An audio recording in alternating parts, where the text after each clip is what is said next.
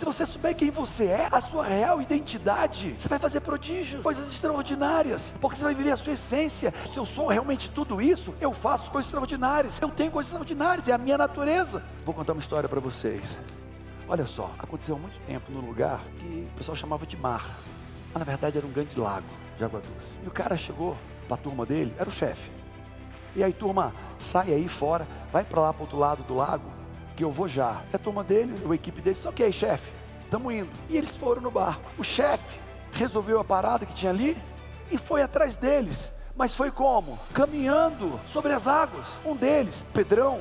O Pedrão disse, quando ele foi chegando de capuz: ó, é um fantasma, socorro, é um fantasma. E o que o chefe disse? Ô Pedrão, você está parecendo Pedrinho? Sou eu, o chefe. E ele olhou: é tu, chefe? Sou, Pedrão. E o Pedrão sem noção. E aí o Pedrão disse: se é tu, me faz ir até aí. E o chefe disse: vem. E o Pedrão saiu olhando para quem? Para ele. Não olhando para as circunstâncias, não olhando para o mundo humano, cartesiano, de uma água fluida, mas olhando para quem? Para o chefe, sem duvidar. Enquanto ele caminhou sem duvidar, ele andou. Só que numa hora o vento bateu e ele tirou o foco do mestre e olhou para as circunstâncias. E nessa hora ele começou o quê? A afundar. E o que é que o chefe disse? Homem de pouca fé, vem. E levantou ele e colocou dentro do barco. Por que o chefe andou sobre as águas? Porque o chefe sabe como funciona tudo.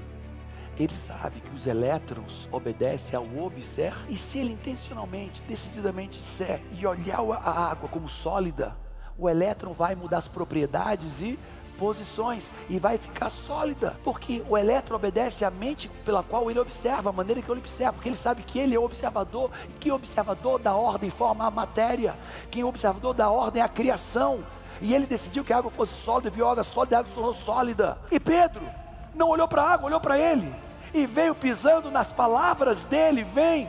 Só que Pedro, de pouca fé, olhou para onde?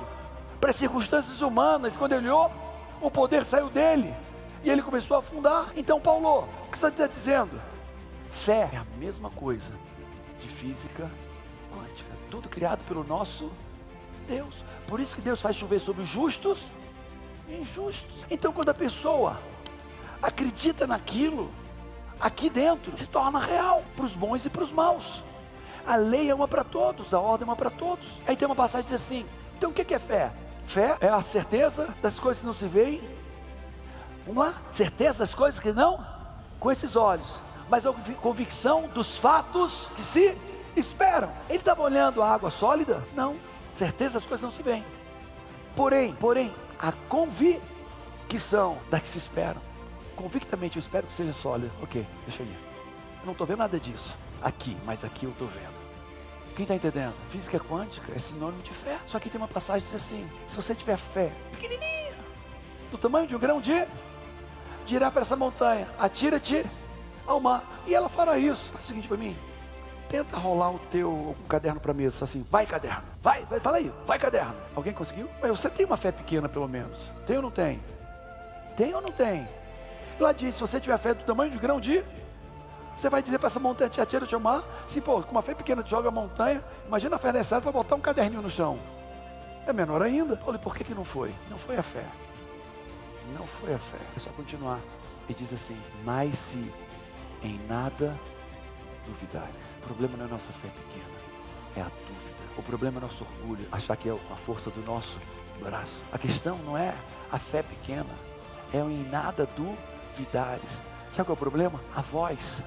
Aquela voz que diz: você não vai conseguir, é bom demais para você, isso você não é capaz, é bom demais para ser verdade.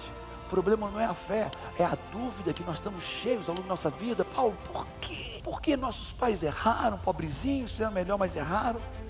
É porque eles tornaram a nossa identidade disfuncionais. Eles nos acusaram com críticas, com abandono, com surras, com superproteção, e a nossa identidade ficou desfigurada, e nós esquecemos que nós somos a imagem e semelhança de Deus, nos afastamos disso, e com isso vieram os nossos erros e pecados, nos afastamos ainda mais dessa identidade. É difícil fazer as coisas se você não tem a identidade. identidade. Por isso que a Camila fala, você precisa viver sua real identidade, a sua melhor identidade. A sua melhor identidade é Deus e vem de Deus. Quem está entendendo o que eu estou falando? Essa é a minha melhor identidade.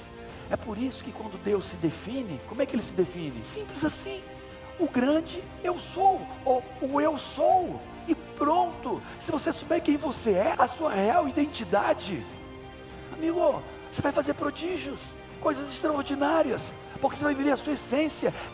O eu sou, se eu sou realmente tudo isso, eu faço coisas extraordinárias. E se eu sou extraordinário e faço isso, faço coisas extraordinárias, eu tenho coisas extraordinárias, é a minha natureza.